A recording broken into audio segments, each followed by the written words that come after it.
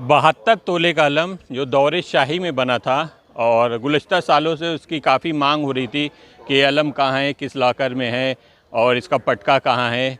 ज़्यादा बात करने के लिए हमारे साथ मीसम नकवी साहब मौजूद हैं।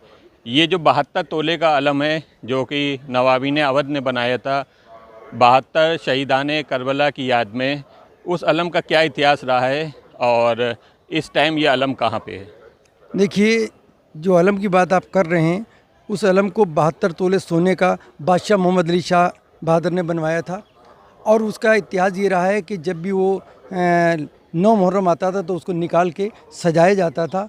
और उसके बाद में जो सूबे का गवर्नर होता था, सबसे पहले उसकी ज़ियारत वो करते थे। जो भी सूबे का गवर्नर रहा, जो भी हुकूमत रही, और उसकी ज़ियारत करते थे। और उसके बाद में आवाम के लिए उसको ज़ियारत के लिए रखा जाता था और उसके बाद में उसको उठा के लाकर में फिर बंद कर दिया जाता था। पहले मुझे पता चला कि वो इलाहाबाद बैंक में, बाद में जब हमने उसके पूछताछ की पता चला तो हुसैनाबाद ट्रस्ट की यानी कि जो ज़िम्मेदारान थे उनसे मुझे पता चला क्योंकि वहाँ पे उनका कोई लॉकर नहीं है, वो स्टेट बैंक में रखा हुआ है। उसकी मैंने डिमांड लास्ट ईयर भी कर रखी थी। 7 मुहर्रम को हम लोगों ने पहली बार ये मांग रखी थी कि इसको 9 मुहर्रम के दिन सजाया जाए, क्योंकि 2 दिन का टाइम रह गया था तो इस वजह से इतनी जल्दी उसको निकाल पाना मुश्किल था। लेकिन उसके बाद में भी मैं साल भर तक के उसमें जद्दोजहद करता रहा कि किसी सूरत से वो अलम जो है निकाला जाए। इस बार भी हम लोगों ने बहुत कोशिश की कि वो अलम निकाला जाए, लेकिन नहीं निकल पाया।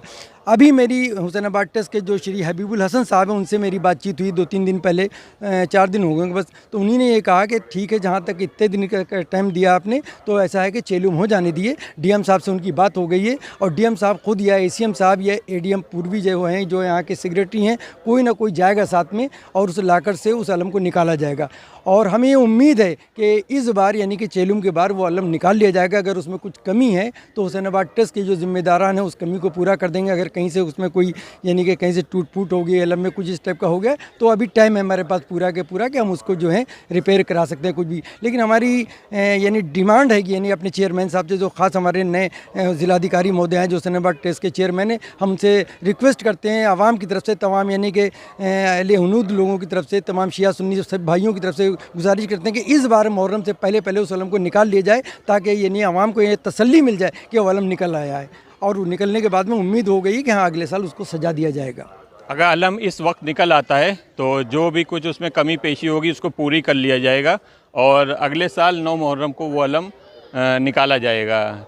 और इसका पटके के बारे में क्या कहेंगे कि पटका कहाँ है इस अलम का और ये कब से बंद है? देखिए, ये पहले यानी कि जब आज़ादारी बहाल थी तो ये अलम बाकायदा निकाला जाता था। उसके बाद में जब आज़ादारी के ऊपर रोक लग गई, उसके बाद में 1977 से ये अलम यहाँ पर नहीं निकाला गया और ये लॉकर ही में रखा हुआ है। अच्छा, जहाँ तक पटके का सवाल है, पटका पता चला है जो यानी कि बुज़ुर्ग हैं, जिन लोगों ने देखा है, जिनके यहाँ जो ट्रस्टीज़ होते थे पहले, अलम उनके घरों पर भी ज़ियारत के लिए जाता था, आता रहता है। और हर यानी कि ट्रस्टी के घर पर 1-1, 2-2 घंटे के लिए गया भी, तमाम लोगों ने वहाँ पर ज़ियारतें भी की जो ट्रस्टीज़ होते थे।